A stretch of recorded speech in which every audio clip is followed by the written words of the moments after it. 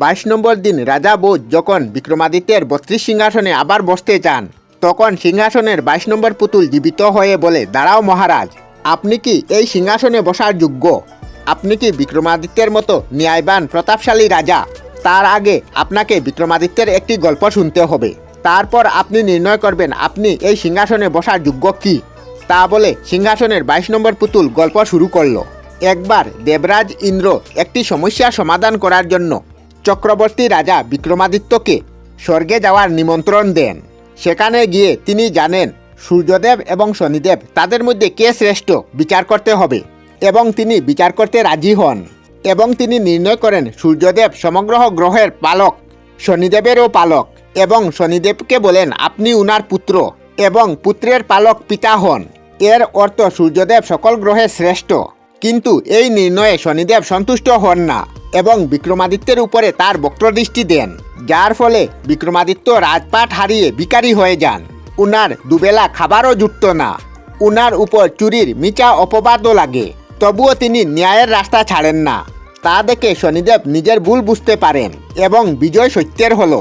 ইন্দ্রদেব এবং সকল দেবগণ বিক্রমাদিত্যের ন্যায়ে প্রসন্ন হয়ে রাজা বিক্রমাদিত্যকে এক বিশেষ উপহার দেন, যা নির্মাণ করেন দেবশিল্পী বিশ্বকর্মা। 32 দেবতাদের বহুমূল্য গুণ দিয়ে 32টি পুতুল নির্মাণ করেন এবং একটি সিংহাসনে স্থাপন করেন, এবং সেই 32 পুতুল সিংহাসনে রক্ষা করেন, এবং সেই সিংহাসন রাজা বিক্রমাদিত্যকে সকল দেবতারা মিলে উপহার হিসাবে দেন। আর আপনি যে সিংহাসনে বসতে যাচ্ছেন এই সেই 32 সিংহাসন। তারপর রাজা বিক্রমাদিত্য তার হারানো রাজ্য ফিরে পেলেন, এবং দেবতারা বলে এই 32 পুতুলের কারণে এই সিংহাসন 32 সিংহাসন নামে জানবে।